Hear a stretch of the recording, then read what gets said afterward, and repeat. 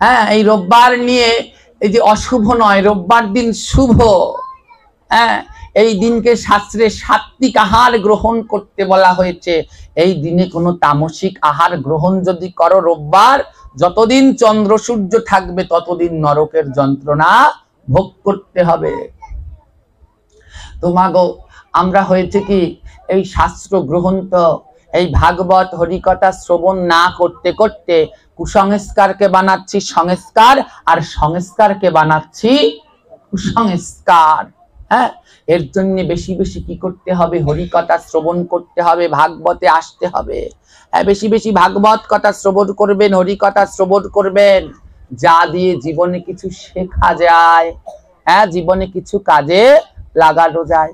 এই যে বললাম আপনাদের সিঁদুরের কথা, এই জিজ্ঞেস করা যদি হয় মায়েদেরকে সিঁদুর কেন পরো, বলতে পারে না। শাখা কেন পরো, বলতে পারে না। মায়েদের তিনটা জিনিস পড়তে হয়, শাখা, সিঁদুর, নোয়া। নোয়া চেনো? এখন তো আর নোয়া পরেই না, নোয়াকে একেবারে উঠিয়ে দিয়েছে। এই নোয়া হাতে আছে, একজনের হাতেও নোয়া আছে? কোনো কারো আছে? ওই বা ভালো। এই নোয়া তিনটা জিনিস পড়তে হয়, শাখা, সিঁদুর, নোয়া। জিজ্ঞেস করলে উত্তর দিতে আমরা পারি না। এই তিনটা গুণ সত, রজ, তম। শাখা শ্বেত, শতগুণ। ওই পলা, হ্যাঁ পলা মানে লাল, এই তিনটা জিনিস হাতে ধারণ করে, শাখা, পলা, নোয়া। এই তিনটা জিনিস শতবা মায়েদের ধারণ করতে হয়। এই শাখায় শতগুণ থাকে সরস্বতী, পলা লাল রজগুণ থাকে লক্ষ্মী, নোয়া কালো তমগুণ থাকে মা কালী। এই তিনটা গুণ যদি কোনো নারীর ভিতরে না থাকে তাহলে সে পরিপূর্ণ হতে পারে। আজ যা জিজ্ঞেস করবে আমরা বলতে পারি না। ভাগবতে আসলে কত অপরাধ, কত কি, কত অজানা।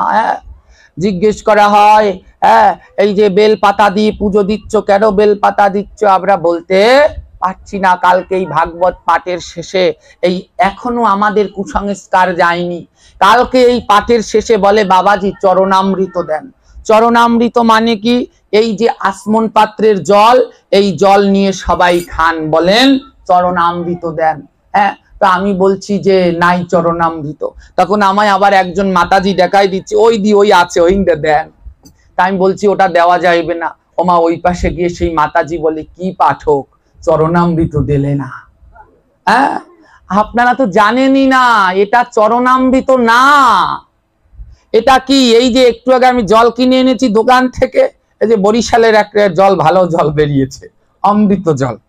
এই জল কিনে এনেছি, এই জল এনে আমি আসমান পাত্রে ঢেলে এই জল শুদ্ধ করার মন্ত্র দিয়ে এটা দিয়ে আমি আসমান করেছি। এটা চরণামৃত না। চরণামৃত কি? দুধ, দধি, ঘি, মধু, শর্করা মানে চিনি, এই পাঁচটা জিনিস মিশালে একে বলে পঞ্চামৃত। এই পাঁচ জিনিস মিশিয়ে ভগবানকে স্নান করালে, অভিষেক করালে যা পাওয়া যায় তার নাম চরণামৃত। তো আপনারা এইগুলা খাওয়ার জন্য পাগল। এটা কি চরণামৃত বলেন? এ তো একেবারে পরিষ্কার নির্মল জল। এগুলো খেয়ে কোনো লাভ নেই। হ্যাঁ, এর জন্যই তো এই যত পাঠকরা আসে এইগুলাই দেয়।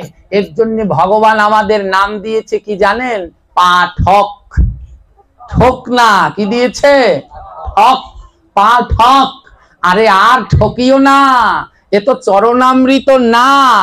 চরণামৃত বলে কেন এগুলো সবাইকে খাওয়াচ্ছ, কেন ঠকাচ্ছ?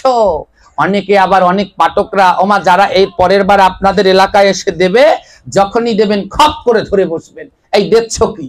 যদি বলে চরণামৃত তাহলে বলবেন এ কোন চরণামৃত বলো, কোন ঠাকুরকে স্নান করিয়ে চরণামৃত বানিয়েছো?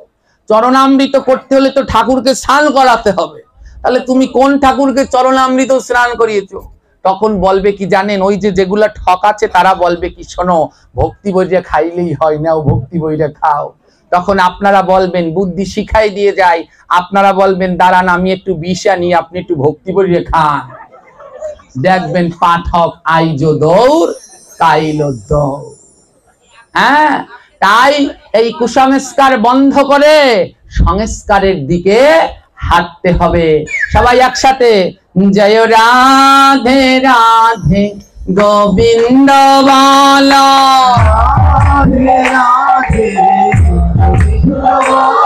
जय राधे राधे गोविंद बोलो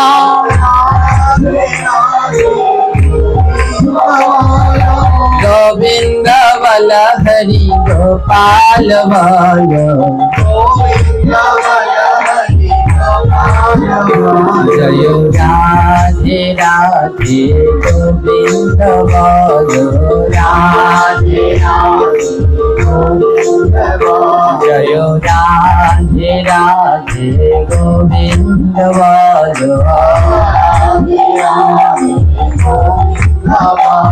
राधे गोविंद राधे गोविंद राधे गोविंद राधे गोविंद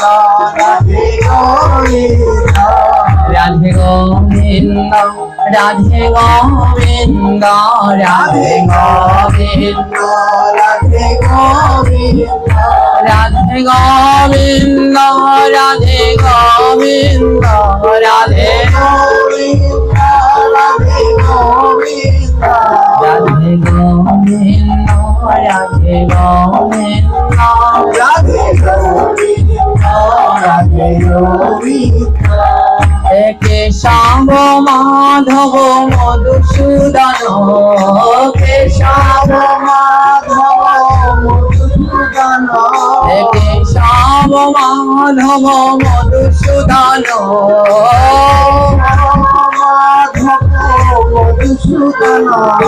गिरिधारी गोपीनाथ नंदन गिरिधारी गिरिधारी गोपीनाथ नंदन गिरिधारी गोपीनाथ नंदन राधे गोविंद राधे गोविंद राधे गोविंद राधे गोविंद राधे गोविंद राधे गोविंद राधे गोविंद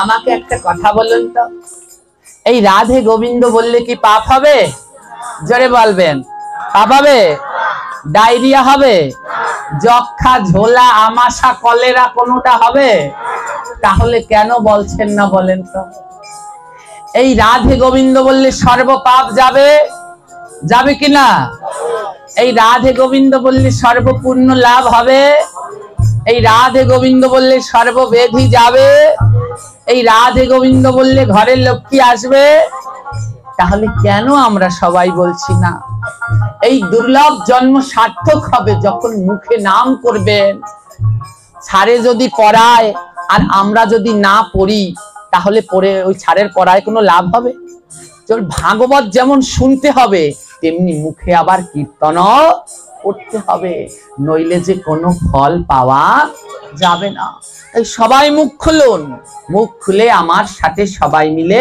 কীর্তন করুন কারো মুখ বন্ধ রাখবেন না হ্যাঁ রাধে গোবিন্দ রাধে গোবিন্দ রাধে গোবিন্দ রাধে গোবিন্দ রাধে গোবিন্দ হ্যাঁ নেচে নেচে রাধে গোবিন্দ রাধে গোবিন্দ রাধে গোবিন্দ রাধে গোবিন্দ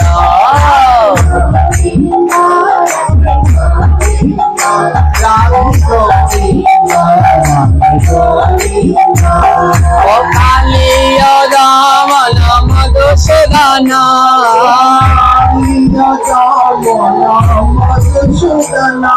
কালিয়া দামন মধুসূদন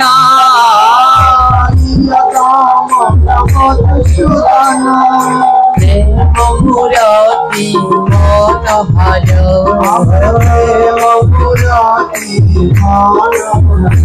আমার প্রেম মুরতি মনোহর রাধে গোবিন্দ রাধে গোবিন্দ রাধে গোবিন্দ রাধে গোবিন্দ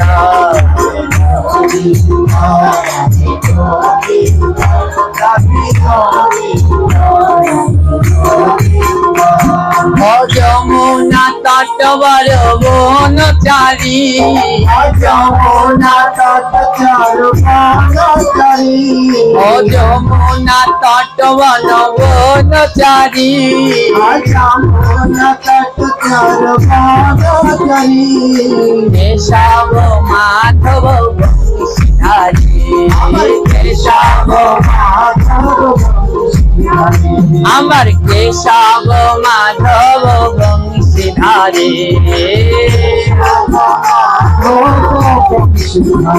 রাধে গোবিন্দ রাধে গোবিন্দ রাধে গোবিন্দ রাধে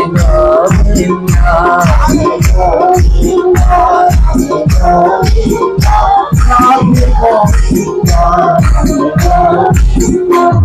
ও নন্দের নন্দন প্রাণ পানু নন্দের কানু ও নন্দের নন্দন প্রাণ পানু নন্দের প্রাণ কানু শ্যাম সুন্দর প্রাণ পানু শ্যাম সুন্দর প্রাণ শ্যাম সুন্দর প্রাণ ভানু শ্যাম প্রাণ ভানু রাধে গোবিন্দ রাধে গোবিন্দ রাধে গোবিন্দ রাধে গোবিন্দ গোবিন্দ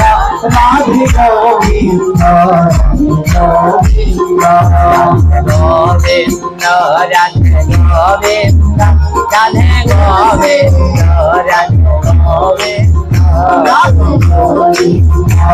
রাধে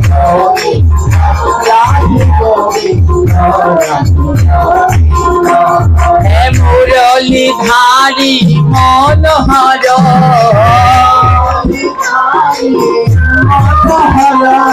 মুরলী ধারী মনোহর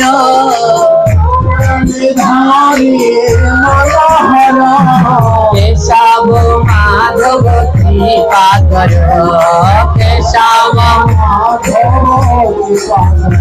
আমার কেশব মাধব কৃপা কর রাধে গোবিন্দ রাধে গোবিন্দ রাধে গোবিন্দ রাধে গোবিন্দ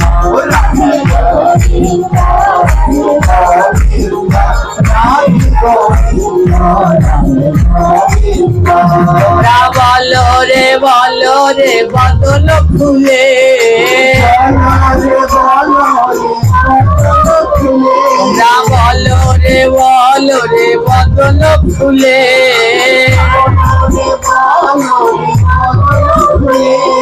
বলো রে বাঘু তুলে বলো রে তোমরা বলো রে বাঘু তুলে রাধে গোবিন্দ রাধে গোবিন্দ রাধে গোবিন্দ রাধে গোবিন্দ রাধে গোবিন্द।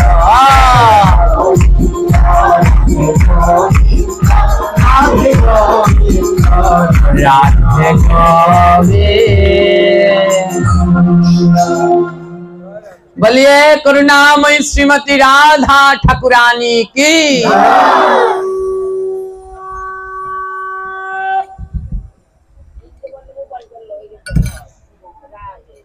ওমা তো আমাদের সবাইকে সদা সর্বদা সাবধান থাকতে হবে। কেমন ভাবে? যেন ওই কুসংস্কারকে কেউ সংস্কার তৈরি করতে না পারে। হ্যাঁ, তো আর কি এই আচমন পাত্রের জল চরণামৃত বলে খাবেন? আর যেন আমরা না ঠকি, আর আমাদের যেন কেউ না ঠকাতে পারে। ভাগবতে এসে কি করবেন?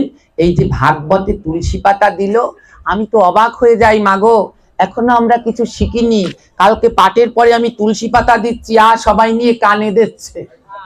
এই তুলসী পাতা কানে না, এটা সেবা করতে হয়, এটা ভগবানের চরণ তুলসী। এই যে ভাগবতে দিলাম, ভাগবত আর ভগবান আলাদা নয়, এটা কানের মধ্যে দিতে হয় না, এটা সেবা করতে হয়। এই ভগবানের তুলসী সেবা করবেন, এ পরম প্রসাদ। হ্যাঁ, আজ আমরা না জানতে জানতে অন্ধকারে পরিণত হয়েছি। কাউকে জিজ্ঞেস করলে বেলপাতা দিয়ে কেন পুজো দাও, বলতে পারে না। এই ভাগবত পাঠ করলে চার কোনায় কলা গাছ রোপণ করতে হয়। হ্যাঁ, আমরা জানি না, করব কি? এই কলা গাছ কেন রোপণ করে, বলতে গেলে আমরা পারি না।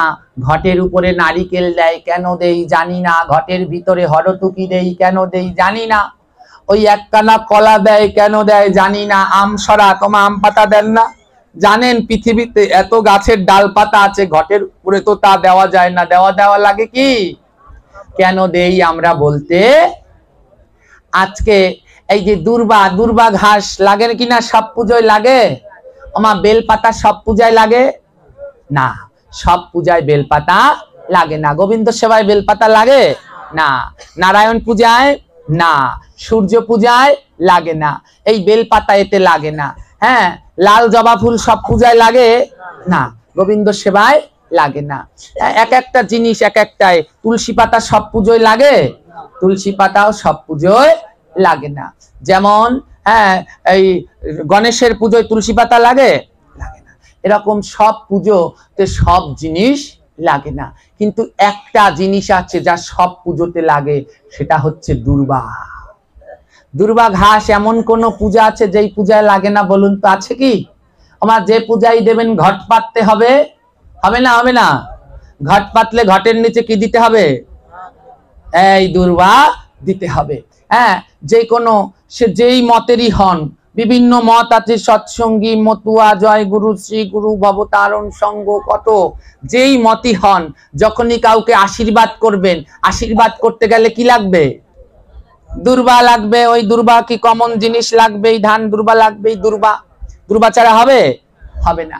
আমা, যখন আপনাদের এই মায়েদের যখন বাবা মা মারা যায়, যখন ওই শ্রাদ্ধের মন্ত্র পড়বেন, ওই শ্রাদ্ধের মন্ত্র পড়ার সময় হাতে কি সোনার আংটি পড়তে পারবেন?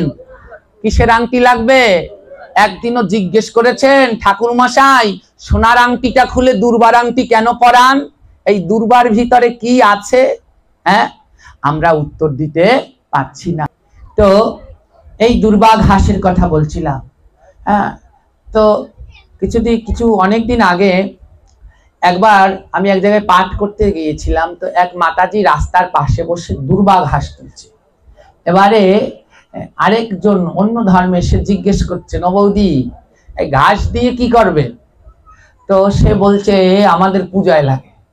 তো জিজ্ঞেস করছে কেন লাগে, ঘাস আবার লাগে? তো বলছে শোনো, আমার শাশুড়ি দিয়েছে তাই আমিও দেই। হ্যাঁ, কিন্তু আসলটা আর আমাদের বলা হলো না। কেন দুর্বা ঘাস পুজোয় লাগে সেটা আর আমাদের জানা হলো না। হ্যাঁ, শাশুড়ি দিয়েছে তাই আমিও দেই, এটা কোনো উত্তর নয়। আমাদের জানতে হবে কেন এই দুর্বা ঘাস আমাদের সনাতন ধর্মের সমস্ত দেব দেবীর পুজোতেই ব্যবহার করা হয়। এই দুর্বা ঘাসের সৃষ্টি কবে, কোথায়, কিভাবে হয়েছিল আজ শুনুন। আজ এই দুর্বা ঘাসের কথা আপনাদের উদ্দেশ্যে বর্ণনা করছি। এই যে দুর্বা ঘাস দেখতে পাচ্ছেন, এই দুর্বা ঘাস, এখন একে ঘাস দেখতে পাচ্ছেন, এক সময়ে ঘাস ছিল না। এক সময় এই দুর্বা ঘাস ছিল একটা অসুর। এই অসুরটার নাম ছিল দুর্বাসুর।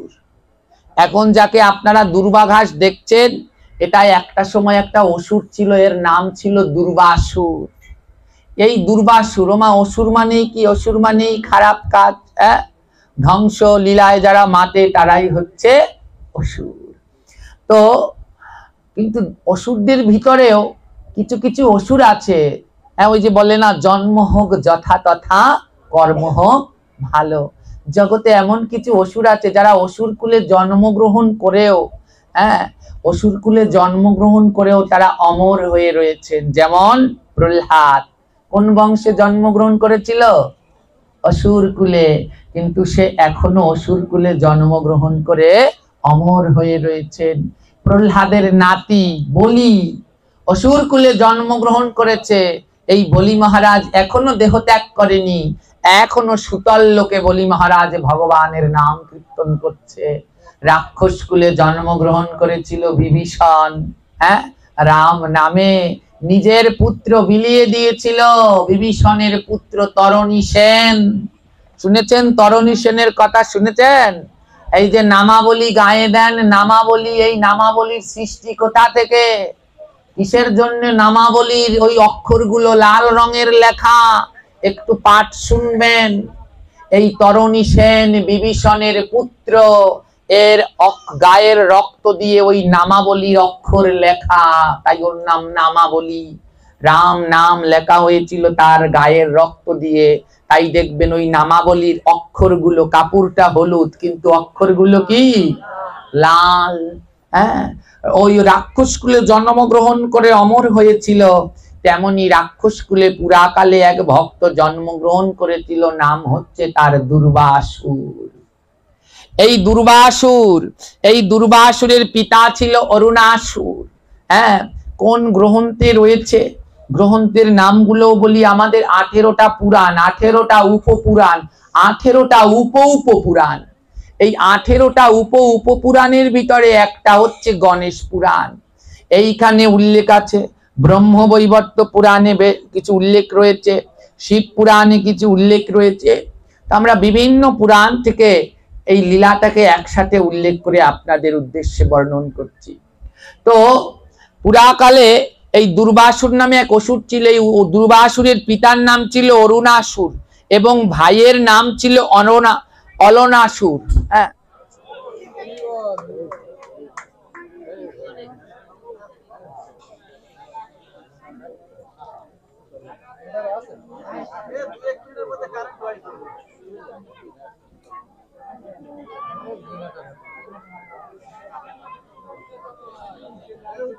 আজকে কইলে শোনা যাবে না।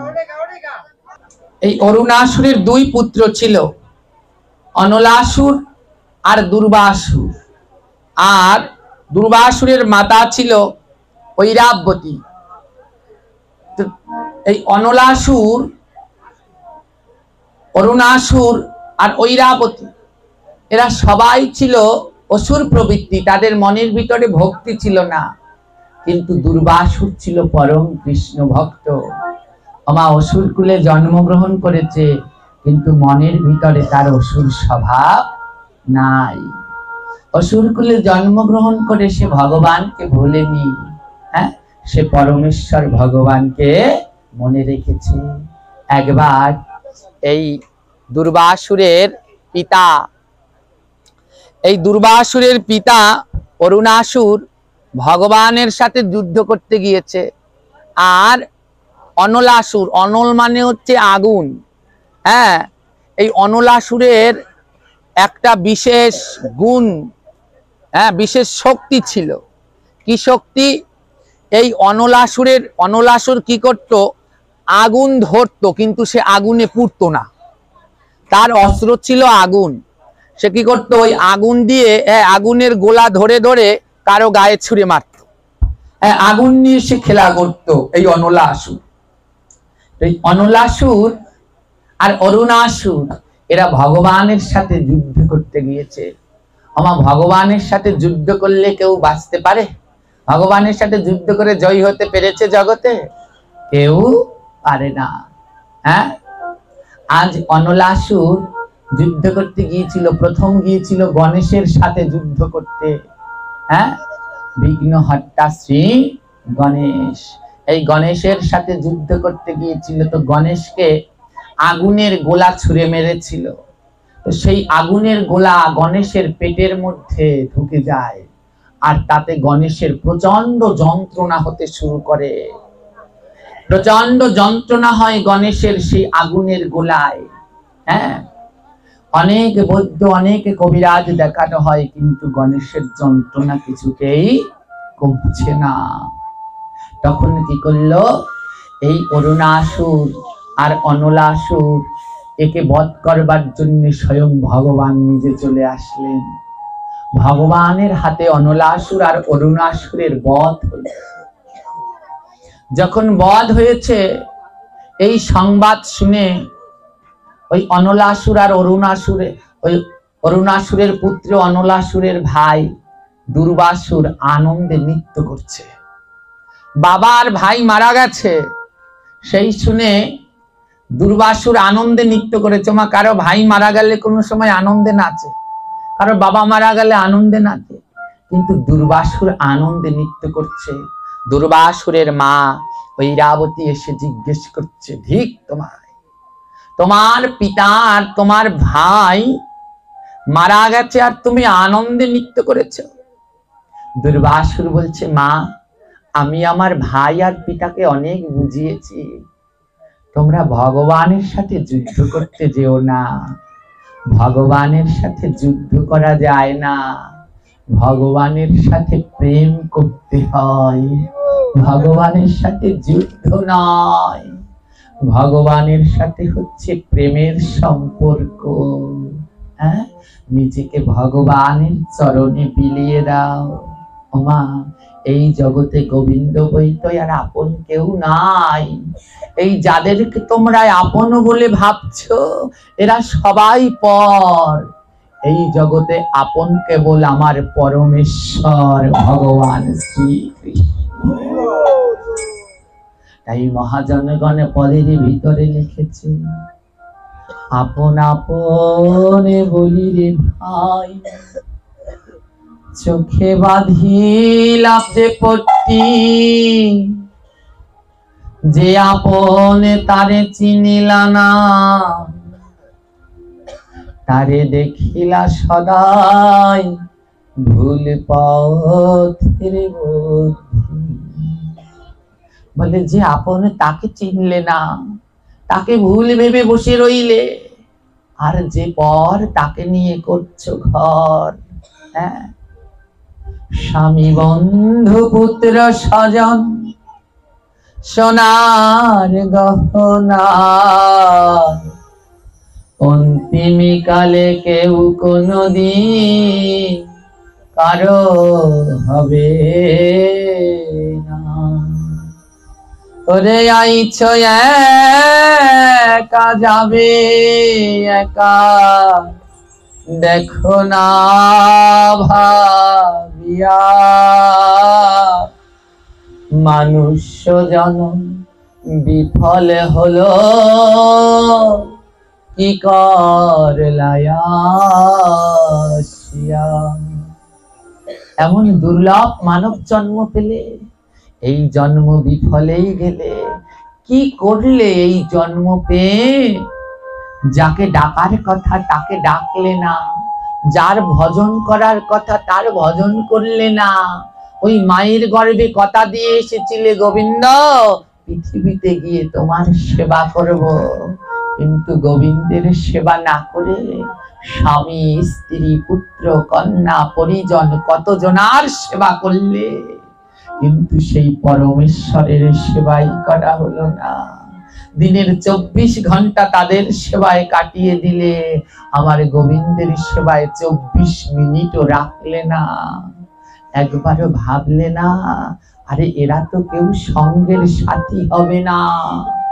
ওমা তাই বলেছে কি জানেন, কে বা আপনে কে বা পর, বুঝিবে সেদিন, যেই দিন এই দেহে তোমার না বাজিবে এই শ্বাসের বিন।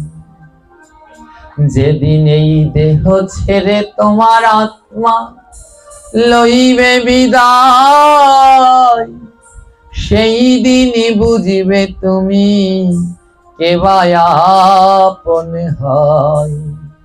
যেই পুত্র কন্যার লাগে করিছ সব ত্যাগ, সেই পুত্র কন্যা সেদিন দিবে তোমায় ফাঁকি। 4 জনাতে শ্মশানে ঘাটে নেবে হরি হরি ডাকি। সবাই সেদিন ফাঁকি দিয়ে যাবে, ওই 4 জন মিলে শ্মশান ঘাটে নিয়ে যাবে। কত কষ্ট করি আমন করেছ ঘরে বাড়ি, একদিনই তোমায় কিন্তু সব যেতে হবে ছাড়ি। সেদিনই শ্মশান হবে শেষ ঠিকানা, কেন বোঝো না? সময় থাকিতে কেন সাধুর সঙ্গ করো না? আরে সময় থাকিতে কেন ভক্তের ধুলা মাখো না? এই মানব জীবনে কিন্তু বেশি দিনের না। সঙ্গের সাথী হবে কেবল হরিনামের থলি, আরো সঙ্গী হবে তোমার ভক্তের চরণ ধুলি। এই নাম আর ধুলারে মন কররে সম্বল, ধুলার গুণে হয়ে যাবে ভবন দীপা। দুর্বাসুর মাকে বলছে, মা ভগবানের সাথে যুদ্ধ নয়, ভগবানের সাথে প্রেম করতে হয়। দুর্বাসুরের মা বলছে, তোমার বাবার ভাই মারা গেছে, তুমি মৃত্যু করছো।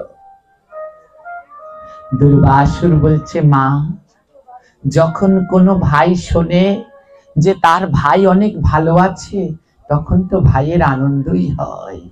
যখন কোনো পুত্র দূরদেশে থাকে, খবর পায় তার বাবা আনন্দে আছে, ভালো আছে, তখন তো পুত্রের আনন্দই হয়। ও মা, আমার বাবার ভাই না বড় ভালো আছে, তাই আমি আনন্দে নৃত্য করছি। বলে, আনন্দ ভালো আছে মানে? ও মা, একটু রামায়ণের কথা শুনুন। রাবণকে সবাই ভাবে দুষ্টু খারাপ। এই রাবণ মূলত দুষ্টু নয়, এই রাবণ গোবিন্দেরই ভক্ত। এরা পুরাকালে, এই রাবণ পুরাকালে ভগবান বৈকুণ্ঠের দ্বারী ছিল। বৈকুণ্ঠের দুইজন দ্বারী, জয় আর বিজয়, এদেরকে অভিশাপ দিয়েছিল সনত কুমার। ব্রহ্মার 4 পুত্র অভিশাপ দিয়েছিল। একবার সনত কুমারগণ ভগবানকে দর্শন করতে গিয়েছিল। সনত কুমার ছোট ছোট বালক। ওই বৈকুণ্ঠের দ্বারী জয়ার বিজয় বলছে, তোমরা এত ছোট বাচ্চা, তোমরা কি ভগবান দর্শন করবে? ভগবানের কি বোঝো? অনেক অনুনয় বিনয় করেছিল সনত কুমারগণ, কিন্তু জয় বিজয় দর্শন করতে দিল না। তখন সনত কুমার বলল, হে জয় বিজয়, তোমরা বৈকুণ্ঠের দ্বারী, আমার ভগবানের প্রহরী, কিন্তু তোমাদের আচরণ অসুরের মতো। যাও, তোমরা 4 যুগে অসুর হয়ে জন্মগ্রহণ করবে। এই জয় আর বিজয় তাই সত্য যুগে জন্মগ্রহণ করেছে। নাম হয়েছে হিরণ্যকশিপু আর হিরণ্যাক্ষ, 2 ভাই। ত্রেতা যুগে জন্মগ্রহণ করেছে, নাম হয়েছে রাবণ আর কুম্ভকর্ণ।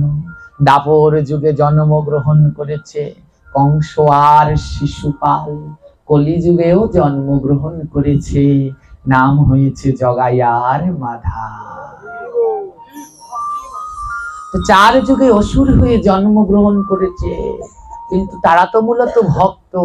অভিশাপ পেয়ে ভগবানের কাছে ধরিয়ে ধরেছে, ভগবান আমরা তো অভিশপ্ত হলাম, ও প্রভু আমরা 4 যুগে অসুর হয়ে জন্মগ্রহণ করবে। ভগবান বলল, বলো তোমরা কি চাও? ওই জয়া বিজয় বলে, প্রভু আমরা 4 যুগে অসুর হব, কিন্তু কথা দাও আমরা যেন তোমার হাতে উদ্ধার হয়ে তোমার চরণ তলে আবার।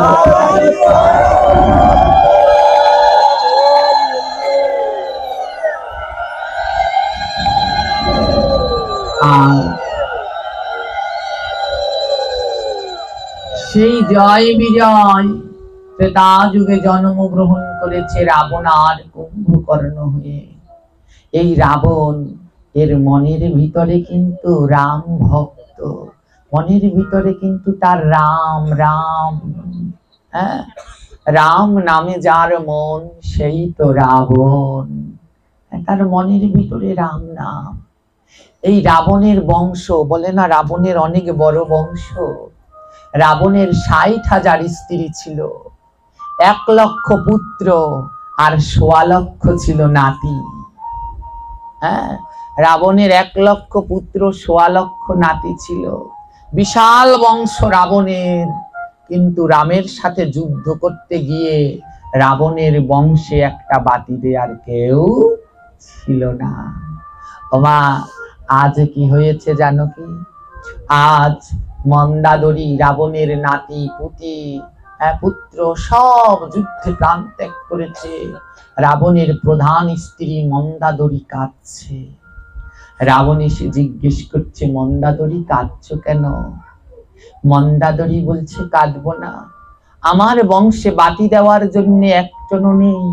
আমার একটা দুটো নয়, 1 লক্ষ পুত্র, একটা দুটো নয়, 1.25 লক্ষ নাতি, কিন্তু আজ আমার বংশে বাতি দেবে একজনও নাই, আমি কাঁদবো না। রাবণ বলছে, শোনো মন্দাদরী, তোমার কাছে আমি একটা কথা বলি। মানুষ যখন, যারা কৃষ্ণ ভক্ত, তারা যখন কোনো গাছ লাগায়, ওমা যারা কৃষ্ণ ভক্ত, ভগবানের ভক্ত, কোনো ফলের গাছ লাগালে ওই লাগানোর সময় মনে মনে বলে, গোবিন্দ, এই গাছে যে ফলটা প্রথম ধরবে এটা আমি তোমার সেবায় দেব। হ্যাঁ, একটা ফুলের গাছ লাগায় প্রভু, এতে যা ফুল হবে তোমার সেবায় দেব। রাবণ বলে, মন্দাদরী গো, তোমার কাছে বলি, ফল ফুল গাছ যখন লাগায় ভক্ত, তখন প্রার্থনা করে 2 হাতে করজোড় করি। এই গাছে ফল ফুল হলে গোবিন্দ দেব তোমার সেবায়, এই হাতে ওই ফল ফুল ধন্য হয়ে যায়। বলে ওই মালিকে যখন গাছ লাগায়, ওই ফল ফুল যদি গোবিন্দকে দেয়, ফল ফুল ধন্য।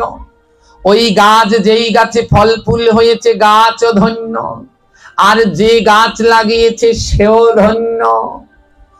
আজ কি করেছে? আজ রাবণ বলছে, মন্দাদরী, আমি হলাম সেই গাছ, আর রাবণ নামক গাছে ফুটেছে 1 লক্ষ ফুল, মানে 1 লক্ষ পুত্র, আর ধরেছিল 1.25 লক্ষ ফল, মানে 1.25 লক্ষ নাতি। ও মন্দাদরী, আমি সেই রাবণ গাছ, আমার গাছে হয়েছিল 1 লক্ষ ফুল আর 1.25 লক্ষ ফল। এই ফুল ফল যদি রামের সেবায় না লাগবে, তাহলে কি গাছের জীবন ধন্য না ফুলের জীবন ধন্য? মন্দাদরী বলে, কিছুই বুঝতে পারলাম না স্বামী। রাবণ বলে, শোনো, আমার ছেলে আর পুত্র একদিন না একদিন মারা যেত, কিন্তু তারা রামের সাথে যুদ্ধ করতে গিয়ে মারা গেছে।